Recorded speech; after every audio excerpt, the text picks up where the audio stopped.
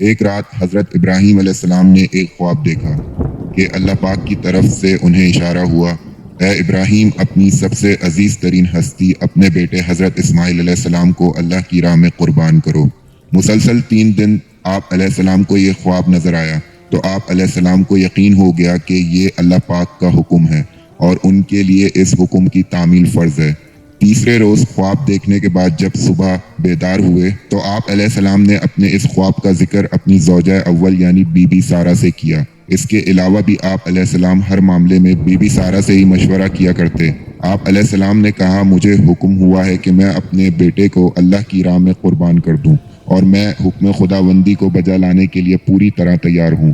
حضرت be be Sara نے کہا کہ اللہ پاک کی یہی رضا ہے تو پھر میں آپ کے لیے دعا گو رہوں گی کہ آپ اللہ پاک کی طرف سے لیے گئے ہر امتحان میں سرخرو رہیں۔ اب جب کہ حضرت ابراہیم علیہ السلام بوڑھے ہو چکے تھے، ان کے لیے یہ بڑا مشکل امتحان تھا کہ اپنے جوان بیٹے کو اپنے ہی ہاتھوں سے قربان کرنا، لیکن دوسری طرف سے اللہ کے نبی تھے اور بحیثیت نبی آپ علیہ السلام کو اپنی ذمہ داریوں کا پورا احساس تھا، لہٰذا حکم ربانی کی تکمیل کے لیے آپ کافی عرصہ سفر کرنے کے بعد مکہ پہنچے۔ وہاں پہنچ کر آپ علیہ السلام نے عرب قوم کو اونٹ اور بکریاں چراتے ہوئے دیکھا، مگر ان میں سے کسی نے بھی آپ علیہ السلام کو نہیں پہچانا۔ جب بی بی ہاجرہ نے آپ علیہ السلام کو دور سے دیکھا تو آپ علیہ السلام کے استقبال کے لیے آگے بڑھیں اور انہیں انتہائی عزت اور احترام سے اپنے مکان پر لائیں۔ پھر بیٹے کو بلوایا اور کہا، دیکھو بیٹا، یہ تمہارے والد محترم آئے ہیں۔ حضرت اسماعیل علیہ السلام اپنے والد محترم کو دیکھ کر خوشی سے آگے بڑھے اور ان کے سینے سے لگ گئے۔ اب جبکہ حضرت اسماعیل علیہ السلام بھرپور جوان تھے اور سمجھدار بھی تھے، لہٰذا حضرت ابراہیم علیہ السلام نے انہیں اپنے ساتھ چلنے کو کہا۔ پھر حضرت ابراہیم علیہ السلام نے حضرت اسماعیل علیہ السلام کو ساتھ لیا اور ایک ویرانے کی طرف چل دیے۔ راستے میں حضرت اسماعیل علیہ السلام نے اپنے والد سے سوال کیا، بابا ہم کہاں جا رہے ہیں؟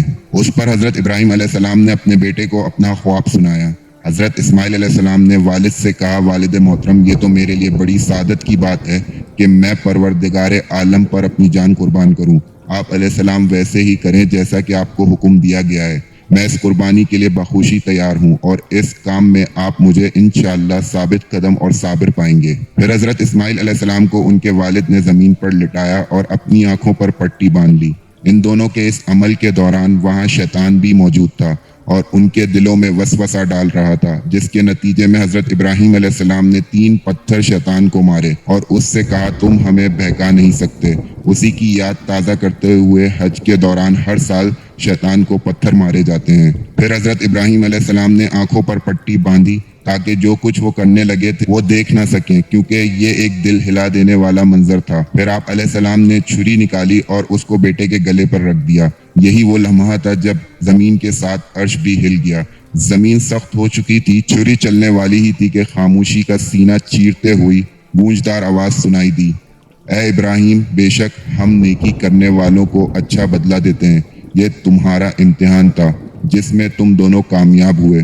ہم نے تمہاری قربانی کو قبول کیا اور اللہ پاک نے حضرت اسماعیل علیہ السلام کی جگہ ایک دمبے کی قربانی قبول فرمائی، یعنی وہاں اللہ کی طرف سے ایک دمبا آ گیا تو حضرت ابراہیم علیہ السلام نے اس دمبے کو اللہ کے لیے قربان کیا، جو کہ ہر سال سنت ابراہیمی کی یاد میں ہم بحیثیت مسلمان قربانی کا عمل کرتے ہیں۔ حضرت اسماعیل علیہ السلام نے کعبۃ اللہ کی تعمیر میں بھی اپنا کردار ادا کرا۔ آپ نے 133 برس کی عمر پائی۔ حضرت اسماعیل علیہ السلام کے 12 بیٹے تھے اور ہمارے پیارے نبی حضرت محمد صلی اللہ علیہ وسلم انہی کی نسل میں سے ہیں، جن پہ نبوت کا سلسلہ اختتام پذیر ہوا، جو کہ تمام جہانوں کے لیے رحمت بنا کر بھیجے گئے۔